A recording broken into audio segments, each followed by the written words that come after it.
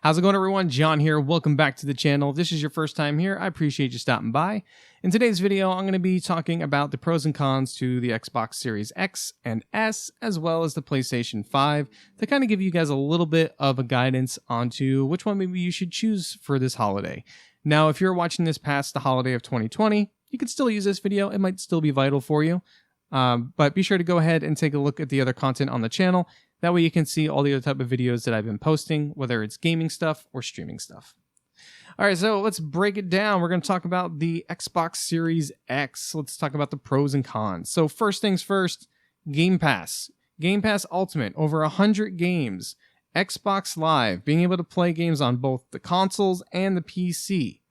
And you're also going to get the EA Play. So you really can't beat that. I mean, if it's staying at $15 a month, that is insane of a deal, if I have to say. That's a lot of games right out of the gate. And even if you don't upgrade to the next gen consoles and you're playing on the regular, Xbox One S or Xbox One X, that's fine. That's completely fine. I mean, even if you have the OG Xbox, like myself, it's in the closet because I have the X. But even if you're playing on that one, it's still fine. But, I mean, that's a great deal. And then, of course, if you do upgrade, you'll be able to play all your existing Xbox One, Xbox 360, original Xbox games on your Series X. Now, if you have physical ones and you buy the Series S, you will not be able to use those because there's no disk drive. So I don't know if this will work, but my suggestion for those of you guys who are going to buy the Series S, see about buying a external optical drive. It runs off of a USB, and that might be your workaround. So, maybe you spend they're probably $50 maybe, depending on where you're getting them from. And you just plug it into the USB on the back of the console and see if maybe that works. I mean, all it is a disk drive. So, I mean, if that works, that's a great workaround. I'm not buying an S to test that out. That's a $300 test that I'm not doing. But if you guys do it, let me know if it works. That way I can make a video and use you guys as proof. But that's still good. I mean, you're getting multiple generations of an Xbox that you'll be able to play games on with your Series X or Series S. And then there's also the Xbox All Access. So if you guys are pinching pennies this holiday, like a lot of us are probably going to be doing, the All Access is a phenomenal option. Basically, you are financing the Xbox. Now, I did a video on that. I'll link it in the card above, so make sure you guys take a look at that. And it goes through all of that stuff right there. And definitely read the comments because there's a lot of people that ask a lot of questions, and your question might be in there. Now, another thing that's great about Game Pass is you get the day one releases. So if you're looking forward to playing like Halo or Fable, Gears of War, yada yada, Hellblade, whatever, those games are going to be coming to the Game Pass. You don't have to go and spend the full price for the game. Just keep your Game Pass subscription and you can download them and play them. That's amazing. That's one thing I love about Xbox in the Game Pass. Now, the Series X is the most powerful console. That is, hands down, the honest truth. You go through all the specs, you'll be able to see it. The price points for the systems are really good. So for the Series S, you're looking at a $299 price point. And then the Series X is a $499 price point. And to end the pros list, you can use all your existing Xbox One accessories on the Series X or S, which is great. So you don't have to go and buy new headsets or anything like that. I mean, you can if you want, but you don't have to. But with all good things, there's always going to be some bad things. So let's talk about the cons. So, of course, if you get the Series S, like I've mentioned, you cannot play any physical games on it. RIP. The Series S is the weakest console of the next generation between Xbox and PlayStation. It is slightly better than the Xbox One X, which is also discontinued, by the way. So if you do find one and you want that one, grab it. There is no true new exclusives for the Series systems to hype anybody to really go and buy it, which is very true. We were hoping that, we would get stuff, but we're not going to get anything right now. So That's kind of a bummer. There is a smaller hard drive inside of the Series S. So the Series X comes on 1 terabyte hard drive. So it's a 1 terabyte SSD. And for the Series S, it's a 512 gigabyte SSD. That sucks. That really sucks. I wish they would just give you a 1 terabyte, but I guess that would have driven the price up to $399 for it versus the $299. Now, this is just kind of my assumption on this next one, and that is that the devs will need to work a lot harder because of the lack of power that the S has. So think about it like this. You have 2 consoles, and you need to be able to optimize your game to work for both. That's a lot of stress, not to mention the stress that these developers already have in general. But just to kind of put some things into perspective, the Series X graphical power is 12 teraflops versus the S with 4 teraflops. 4! That's bad. The CPU for the S goes at a 3.6 gigahertz, while the X is at a 3.8 gigahertz. That's not too bad. That's not too bad. Too far off. And then the RAM for the X is 16 gigs versus 10 gigs on the S.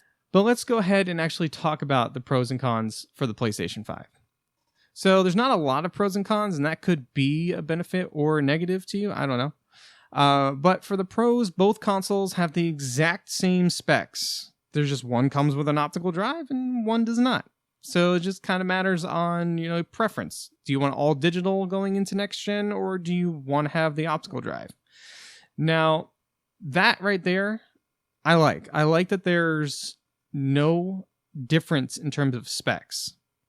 But it is slightly different compared to the Series X. It's a little bit underpowered, but nothing too drastic. The prices for both of the systems are actually pretty good. So the PS5 with the disk drive is going to be $499, and the digital one is going to be $399. So that's not too bad. It's a $100 difference. But remember how I was mentioning about the Series S and how they would have to, compromise on some things and really have a stressful time developing for it? That's my assumption. I hope that's not the case, but if it is, the PS5 has no stress for these developers because the specs are the exact same. So with the specs being the exact same, they can just make the games however they want. So you're going to get that optimization that you should always get when you're playing a next-gen game. Again, it's not going to be the most powerful console, and that's fine because you know that you're going to have the optimal frames. The graphics are going to look amazing. There's no compromise to where you're going to have to worry about frames happening to be less, or certain graphics are going to have to be brought down or whatever. That way it can be optimized for a lesser spec console and stuff like that. So that is definitely something to think about. But let's talk about some of the cons. There's not enough big first-party exclusives at launch to really pull people in to go and buy it. That is all subjective. The reason why I brought that one up is because every gamer is going to be different. So some of you guys may want to play Demon's Souls. Some of you guys may want to play the new Sackboy, Some of you guys may actually want to play some of these games that are coming out that will actually entice you to go and buy this next-gen system. And that's fine. But it's all matter of preference. The other thing is you cannot play your full PS4 your full PS4 library on the PS5. There's only like 18 games that they announced that are going to be compatible on the PS5. I don't know if they're going to be adding any more anytime soon. It's kind of like when the backwards compatibility list happened with the Xbox One, and they had I think maybe 20 games to start. So they might start building up on it. But as of right now, it's not really a good list to be like, yeah, I'm good. We're going to go with the PS5. And again, it's not as powerful as the Series X, but it's also more powerful than the Series S. So it kind of goes Series X, PS5, Series S in that order. But it really just matters as to what you guys want as consumers. It's not always the best to have the most powerful console, because without good software to really push that hardware, it's it's kind of a waste, right? So you want to think about the type of software that's coming out for the hardware, and if it's going to resonate with you, and see if it's something that you're actually going to want to invest in. You know, maybe some of the games that are coming out on both systems and you don't really feel like upgrading. That's fine.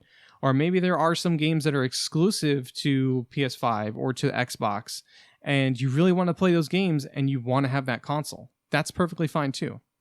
But I wanted to share this with you guys, kind of see if I can help you determine like which direction you want to go with it. And I also want to have the conversation with you guys in the comments below. So this isn't to start a console war or anything like that. It's just to have a conversation, you know, gamer to gamer, and to just pick each other's brains. I didn't put every type of pro and con out there. I wanted to leave it some breathing room for us to have that discussion. There's definitely more for sure. And I just want to know from you guys, are you going to be getting a PS5, or are you guys going to be getting an Xbox Series S or X, now that we know all this information moving forward? But anyways, thank you so much for watching. If you watched this entire video, I appreciate you. Be sure to go ahead and subscribe to the channel. Give this video a thumbs up if you enjoyed it, and I will see you all in the next video. Thank you so much for watching, and take care.